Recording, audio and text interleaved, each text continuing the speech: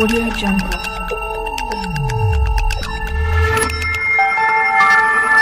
Audio Jungle. Hey, good morning my dear friends and students. I am Sadhna and all of you are enjoying mathematics and science with me. नेहमीप्रमाणे enjoy करताय maths आणि science आणि एक interesting lesson की जे 7th स्टँडर्डचा mathematics आहे, indices की जो सगळ्या स्टँडर्डच्या विद्यार्थ्यांसाठी इम्पॉर्टंट आहे. अगदी सोपा चॅप्टर आहे. यातल्या काही कन्सेप्ट आज मी तुमच्यासाठी घेऊन येणार आहे. याच्या अगोदर आपण इंडायसेसच्या बरेच कन्सेप्ट क्लिअर केलेले आहे. So what is today's topic? Let's see students. So student, we have to see very important rule of indices in this video. एक important rule बघायचा आहे. That rule is a raised to 0 is equal to 1. जेव्हा a चा घातांक हा 0 असतो तर तो किती असतो? त्याचा आन्सर नेहमी 1 असतं. But condition should be a never be 0. ए हा कधीही 0 नसेल तरच ही आपली कंडिशन अप्लाय होणार आहे. म्हणजे मग एक्झाममध्ये तुम्हाला याच्यावरती प्रश्न कसे येतील? फॉर एक्झाम्पल तुम्हाला इथे दिलेलं आहे 325 raise to 0. Then what is your answer? Your answer will be 1. Why? Because you know that the rule a raised to 0 is equal to 1. That's why 325 raised to 0 is also 1. Okay. किंवा तुम्हाला कुठल्याही प्रकारचे उदाहरण देऊ द्या आणि त्याचा raise to 0 जर येत असेल तर आन्सर हे तुमचं नेहमी 1 येणार आहे. For example ab raised to 0. What is your answer? Answer should be 1. Okay. Suppose आपल्याला फ्रॅक्शन किंवा रॅशनल नंबरच्या फॉर्म मध्ये दिलंय 1/7 रेस टू 0 दिलं, देअर आन्सर शुड बी 1. किंवा नेगेटिव्ह तुम्हाला दिलेलं आहे, समजा दिलंय -3/5 रेस टू 0 दिलं आहे, but your answer should be 1. तुम्हाला लॅक मध्ये देऊ द्या, करोड मध्ये देऊ द्या, कशाही पद्धतीने देऊ द्या, जर तुम्हाला a raised to 0 is equal to 1 हे माहिती असेल तर तुम्ही इझिली याचा आन्सर लिहू शकतात. ओके. आय थिंक हा रूल तुमचा इथे क्लिअर झाला असेल. अजून एक रूल आपल्याला बघायचा आहे. Which rule? Let's see. Student, we have to see one more rule, that is a raised to -m is equal to 1/a raised to +m. Okay.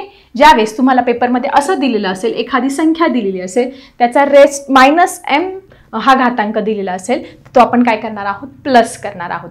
कशा पद्धतीने? Let's see. सपोज तुम्हाला दिलेला आहे 4/3 रेस टू 4/3 रेस टू -3 दिलेले आहे, -3 दिलेलं आहे. मग इथे कसं करणार? आता हे एक्झाम्पल कसं सॉल्व्ह करणार? इथे काय करणार तुम्ही? 4/3 चा मल्टिप्लिकेटिव्ह इनव्हर्स म्हणजे त्याचा उलटा घ्यायचा आहे. त्याचं काय होणार आहे? तुमचं 5/4 होणार आणि या -3 चा काय होणार आहे? तुमचा +3 होणार आहे. ठीक आहे. अजून एक्झाम्पल समजावून सांगते म्हणजे तुमची ही कन्सेप्ट क्लिअर होईल की हे a raised to -m 1/a raised to +m का आलं, याच्या मागचं रिझन सुद्धा मी तुम्हाला इथे समजावून सांगणार आहे. समजा तुम्हाला दिलं 10/7 रेस टू -2 दिलेला आहे. So what is your answer? तुमचा आन्सर काय असणार आहे? याचा मल्टिप्लिकेटिव्ह इनव्हर्स गुणाकार व्यस्त घेणार आहोत. काय येणार आहे? तुमचा 7/10 अँड रेस टू 2 प्लस -2 याच्याऐवजी काय करणार तुम्ही? +2 इथे करणार आहे. किंवा समजा एखादं लेटर दिलं x रेस टू -4 दिलेलं आहे. So what should be your answer? मग आता इथे हा रूल वापरणार आहे. इथे काही डिनॉमिनेटरला काही दिलेलं नाही, उलट करण्याचा काही प्रश्न नाहीये. मग काय करणार? 1 याचा रेसिप्रोकल काय येईल किंवा याचा मल्टिप्लिकेटिव्ह इनव्हर्स काय येईल? 1/x येईल आणि इथे -4च्या ऐवजी काय करणार आहे तुम्ही? इथे +4 करणार आहात. किंवा अजून एक एक्झाम्पल घेतलं आपण. समजा आपण एक्झाम्पल घेतलं की 8/10 रेस टू -7 दिलं आहे. तर सिंपल त्याच पद्धतीने करणार आहोत आपण. त्याचा मल्टिप्लिकेटिव्ह इनव्हर्स घेणार 10/8 आणि -7चा काय होणार आहे? तुमचा +7. सो अशा पद्धतीने याच्यावरती कुठलंही एक्झाम्पल या रूलवरती आलं तर काय करायचं आहे? साधं सिंपल त्याचं उलट करायचं आहे, मल्टिप्लिकेटिव्ह इनव्हर्स घ्यायचं आहे. म्हणजे त्याचा काय करायचं? गुणाकार व्यस्त. म्हणजे 4/3 त्याची उलटी केल्यानंतर काय होईल? 5/4 आणि इकडे -3 येते, इकडे होणार फक्त +3. एवढं साधं सिंपल लक्षात ठेवायचं आहे. पण काही विद्यार्थी मॅथमॅटिक्समध्ये त्यांना इतका इंटरेस्ट असतो की त्यांना हे रूल्स कसे तयार झाले हे सुद्धा जाणून घेण्यामध्ये खूप क्युरिओसिटी असते. काहींना फक्त फॉर्म्युला लर्न करायचे आणि एक्झाम पुरतं लक्षात ठेवायचं हे असतं. पण त्या विद्यार्थ्यांसाठी पण मी सांगते आणि सगळ्यांसाठी सांगते की हा फॉर्म्युला असा का आला? a raised to -m चा 1/a raised to m कसं झाला? Let's see students. So student, we have to see what is the reason behind it. मग आता a raised to -m याचं मिनिंग काय होतं की याच्यामध्ये याला कशाने मल्टिप्लाय केलेलं आहे? याला 1 ने मल्टिप्लाय केलेलं आहे. हे आपल्याला इथे समजतं, कारण कुठल्याही संख्येला कशाने मल्टिप्लाय केलेलं नसलं ते 1 ने मल्टिप्लाय केलेलं असतं. मग आता तुमचा a raised to -m इथे आलेला आहे. इंटू 1 कधी येतो? 1 कधी येत असतो तुम्हाला माहिती आहे, a raised to m upon a raised to m is equal to, आपण हे कट करतो ना, a raised to m बन जा a raised, त्यावेळेस यांचा मिळून काय होत असतो, इथे m तयार होत असतो. क्लिअर? ओके, मी परत एकदा हे आता तुम्हाला कट केलं, मी परत एकदा ही स्टेप लिहिते, a raised to m upon a raised to m. त्यानंतर आपण काय करणार आहे, अंशांचा गुणाकार करूया. इथे a raised to minus m into a raised to plus m, आणि इथे a raised to m इथे काहीच नाही, इथे 1 घेणार, a raised to m. ठीक आहे, अशा पद्धतीने केल्यानंतर मायनस एम आणि प्लस एम काय होणार आहे तुमचं, a raised to minus plus is equal to 0, म्हणजे a raised to काय होणार आहे तुमचा 0 येणार आहे, आणि upon a raised to m हा तुमचा काय राहणार आहे, शिल्लक राहणार आहे. मग आता a raised to 0 तुम्हाला सांगितलं, a raised to 0 is equal to 1. Therefore a raised to 0 ची किंमत आपण काय टाकली इथे 1, आणि आला तुमचा 1 upon a raised to plus m.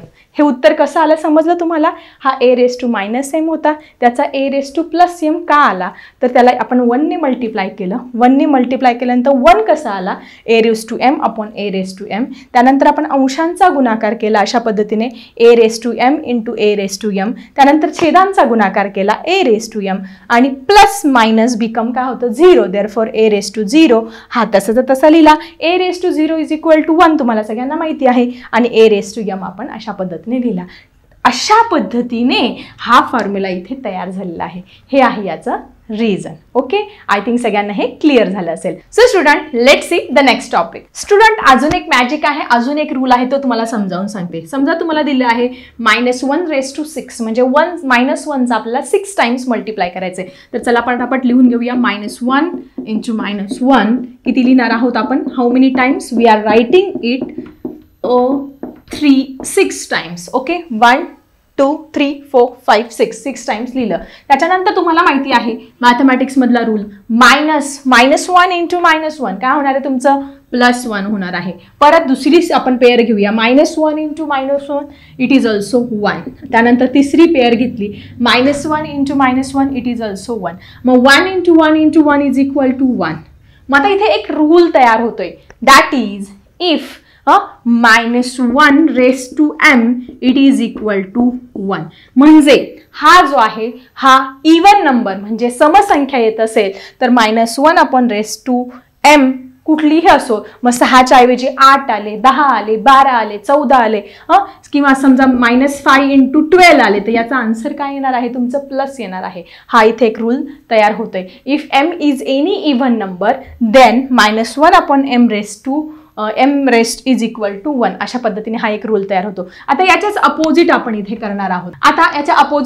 करणार आहोत. समजा तुम्हाला -1 raised to 5 दिलेला आहे, म्हणजे -1चा 5 टाइम्स तुम्हाला इथे मल्टिप्लिकेशन. सो पटापट लिहून घेऊया, -1 into -1 into -1 into -1. How many times, here is 1 2 3 4 4, आणि इथे 5 टाइम्स आपण काय केलं मल्टिप्लिकेशन केलं. मग त्याच पद्धतीने करूया, पेअर करूया. इथे एक पेअर होते, इथे एक पेअर, आणि नंतर एक पेअर तयार होत नाहीये. मग -1 इंटू -1 1, अगेन -1 इंटू -1 1, आणि पण इथे एक -1 शिल्लक राहतं म्हणून आपण तो ॲज इट इज लिहिला. मग 1 इंटू 1 काय झाले तुमचे 1 झाले, आणि मग इंटू -1. मग एक मल्टिप्लिकेशनमध्ये एक जरी मायनस असेल तर आपण काय करत असतो, पूर्ण याला मायनस साईन देत असतो. मग आता इथे एक रूल तयार होतो आहे, when -1 upon raised to m is equal to -1. ज्यावेळेस कुठली एखादी संख्या आहे ती मायनस दिलेली आहे आणि तिथे हा काय आहे तुमचा ऑड नंबर आहे. ऑड नंबर तुम्हाला सगळ्यांना माहिती, 3 5 7 9 11 13 15 17 19 असा कुठलाही ऑड नंबर दिला आहे आणि त्याचं तुम्हाला मल्टिप्लिकेशन करायला लागलं तर लास्टचं जे चिन्ह आहे त्याला मायनस साईन येणार आहे. हे तुम्ही साधं सोपं हा रूल लक्षात ठेवायचा आहे. समजा तुम्हाला दिलेला आहे -12 raised to 13 दिलेला आहे, तर तुम्ही -12 इंटू -12 असं 13 टाइम्स लिहिणार, पण लास्ट जे आन्सर आहे त्याला तुमचं मायनस साईन येतं.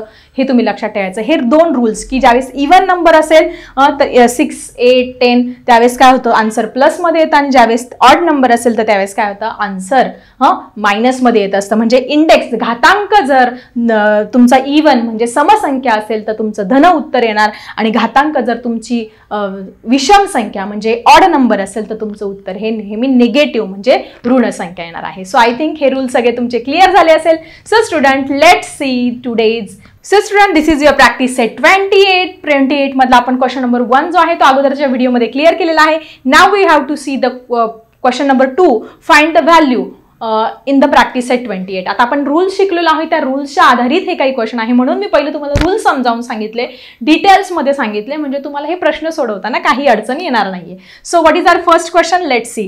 काय दिलेलं आहे, -7^12 डिवायडेड बाय -7^12. आता आपल्याला डिवायडेशनचा रूल माहिती आहे, a⁻m divided by a⁻n is equal to a⁻m-n. हा रूल आपल्याला इथे वापरायचा आहे, त्याच्यामुळे हा रूल आपण इथे लिहून घेतला आहे. अशा पद्धतीने रूल आपण इथे लिहून घेतला. मग आता -7^12 डिवायडेड बाय -7^12 हे आपण ॲज इट इज लिहून घेतलं. त्यानंतर हे बेस जे आहे ते सेम आहे, त्याच्याऐवजी आपण एकदाच लिहिलं. मग इथे 12 होणार आहे. So what is student, 12 is equal to 0. आणि तुम्हाला एक शिकवलं की a⁻0. परत इथे आपल्याला एक अजून रूल वापरावा लागणार आहे, म्हणजे या एक्झाम्पलमध्ये तुम्हाला 2 रूल इथे वापरावे लागणार आहे. What is that, a⁻0 is equal to 1 हा रूल इथे वापरावा लागणार आहे, आणि -7^0 इज इक्वल टू 1 हे तुमचं इथे फायनल आन्सर येणार आहे. सो अशा पद्धतीने ह्या 2 रूल्सचा यूज करून आपण हे एक्झाम्पल इथे सॉल्व्ह केलेलं आहे, म्हणून हे रूल्स मी तुम्हाला अगोदर समजावून सांगितले.